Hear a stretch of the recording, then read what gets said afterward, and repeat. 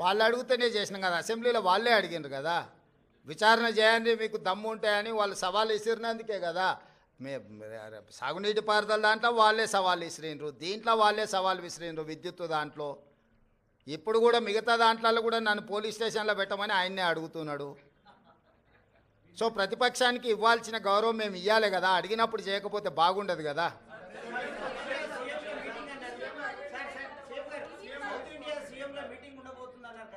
ఇప్పటికాడికైతే దీనికి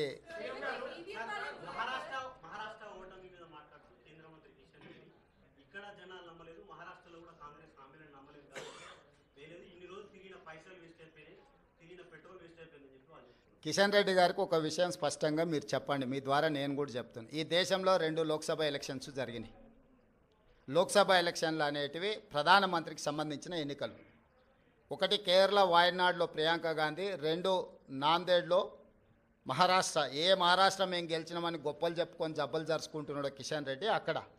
ఈ 2 పార్లమెంట్లల్లో నరేంద్ర మోడీని ఓడించి అక్కడి ప్రజలు రాహుల్ గాంధీ నాయకత్వాన్ని, మల్లికార్జున్ ఖర్గే నాయకత్వాన్ని బలపరిచినరు. మహారాష్ట్రలో రాష్ట్ర ప్రభుత్వానికి సంబంధించిన ఓటు మహాయుతికి వేసిండ్రు, కేంద్ర ప్రభుత్వానికి సంబంధించిన ఓటు రాహుల్ గాంధీకి వేసారు. అన్ని అసెంబ్లీలు ఓడిపోయినా నాందేడ్ పార్లమెంట్లో రవీంద్ర చౌహాన్ కాంగ్రెస్ పార్టీ గెలిచింది. దీన్ని బట్టి నరేంద్ర మోడీ నాయకత్వాన్ని, ఆ మంత్రివర్గంలో పనిచేస్తున్న కిషన్ రెడ్డిని చీదరించుకున్నారు, కొట్టినారు మహారాష్ట్ర ప్రజలు.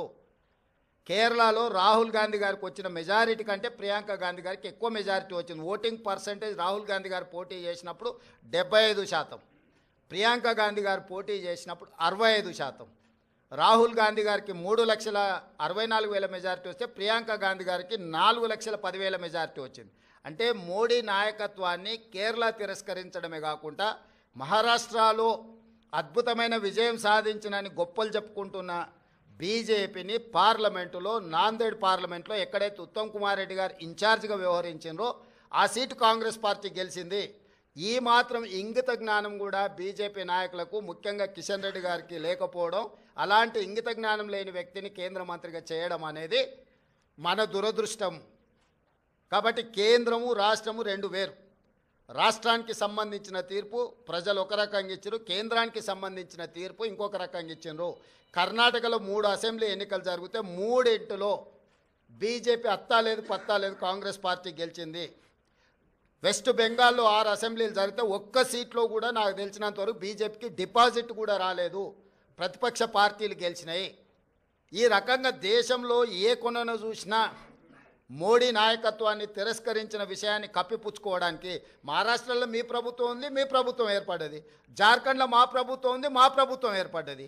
మహారాష్ట్రలో మీకు కొన్ని సీట్లు పెరిగినాయి, జార్ఖండ్లో మాకు కొన్ని సీట్లు పెరిగినాయి. ఇందులో ఏంది గొప్ప, ఏంది వాళ్ళు సాధించింది? ఎందుకు సంబరాలు చేసుకుంటారో నాకైతే అర్థం కాలే.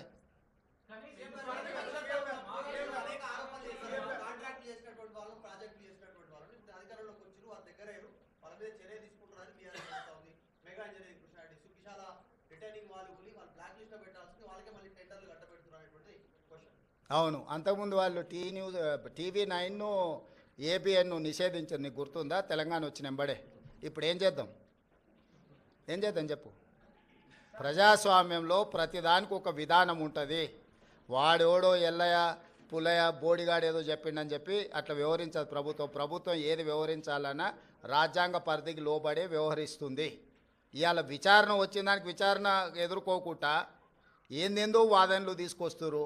ఒకటి పిచ్చిగా ఒకటి క్లారిటీ పెట్టుకో, సైకో రామ్ అంటే తెలుసు కదా, అంతే.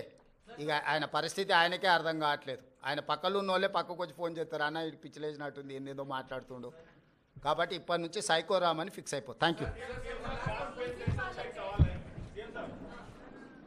మీ బంగారు నగలు తాకట్టు పెట్టి వడ్డీ కట్టలేక, విడిపించుకోలేక, మంచి రేటుకు అమ్ముకోలేక ఇబ్బంది పడుతున్నారా? ఇక మీరు చింతించనక్కర్లేదు. ఇప్పుడు మన ఆంధ్రప్రదేశ్ మరియు తెలంగాణలో బ్యాంకులు, ఫైనాన్స్ సంస్థలు తాకట్టు షాపులలో ఉన్న బంగారు నగలను విడిపించి అమ్ముకోవాలంటే ఒక్క ఫోన్ చేయండి.